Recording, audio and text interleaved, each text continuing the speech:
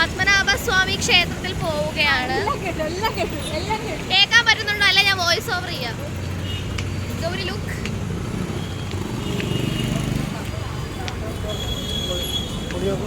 നമ്മൾ പത്മനാഭസ്വാമി ക്ഷേത്രത്തിലേക്ക് പോവുകയാണ് ഗൈസ്. കുറച്ച് ലേറ്റായി പോയി ഒരുങ്ങി ഇറങ്ങിയപ്പോഴത്തേക്കും. കുറച്ച് കൂടുതൽ അധികം ലേറ്റായി പോയി ഗൈസ്. എന്നാലും സംഹൗ നമ്മളത് മാനേജ് ചെയ്യും എങ്ങനെങ്കിലും. ആൻഡ് യാ നമ്മളെല്ലാവരും നമ്മൾ 4 പേരും ഉണ്ട്. അപ്പോൾ ഇവിടുന്ന് കുറച്ച് നടക്കാനേ ഉള്ളൂ, ഒരുപാടൊന്നും ഇല്ല. അപ്പോൾ നമ്മൾ നടക്കുകയാണ്. ബാക്കി വിശേഷങ്ങൾ ഞാൻ അവിടെ എത്തിയിട്ട് കാണിച്ചു തരാം.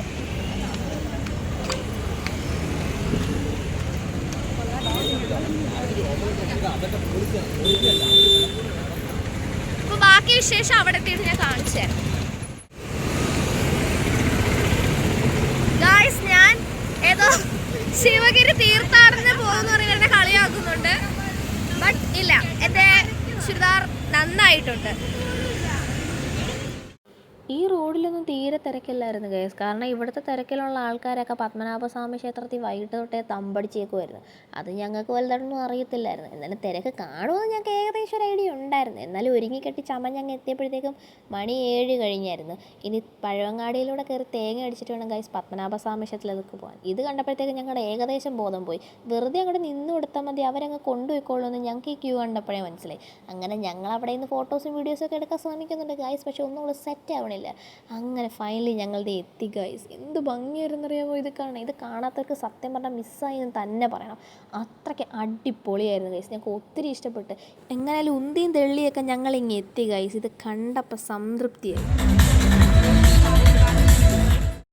ഇതിനകത്ത് ഉന്തിലും തള്ളിലും ഇടയ്ക്ക് പെട്ടുപോയ ആൾക്കാരെ പറ്റി ഇൻസ്റ്റാഗ്രാമിൽ റീൽസിൽ ഞാൻ കണ്ടായിരുന്നു ഗൈസ്. അതിൽ ഞങ്ങൾ രക്തസാക്ഷികളായിരുന്നെന്ന് രാത്രിയിലാണ് ഞങ്ങൾക്ക് പിന്നീട് മനസ്സിലായത്. അങ്ങനെ കുറച്ച് തെള്ള് കൊണ്ടാലും സാരമില്ല ഗൈസ്. ഈ ഒരു കാഴ്ച അത് വെർത്താണ് ഗൈസ്, വെർത്ത്.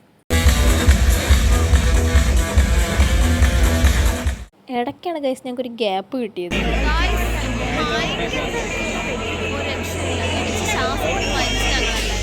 ഇടി കൊണ്ട് ശ്വാസം മുട്ടി ചത്തു പോകുമെന്ന് വരെ ഞാൻ ഇടയ്ക്കൊന്ന് ആലോചിച്ചിരുന്നു. പിന്നെ അങ്ങോട്ട് രക്ഷപ്പെട്ടു. ഞങ്ങൾ ഈ 4 പേരുടെ ഗ്യാങ് കണ്ടില്ലേ ഗൈസ്, ഇത് അവസാനമാണ് ഞങ്ങൾ യോജിച്ചത്. ഇടയ്ക്ക് വെച്ച് ഞങ്ങൾ സ്പ്ലിറ്റായി പോയി പല പല ഭാഗത്തായിരുന്നു.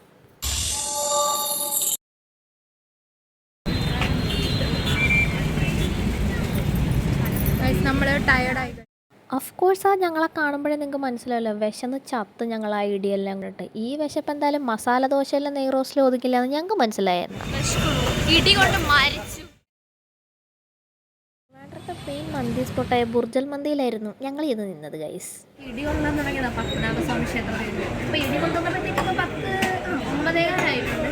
ഇനിയിപ്പോൾ എന്തെങ്കിലും കഴിച്ചിട്ടാവാം ബാക്കി യാത്ര.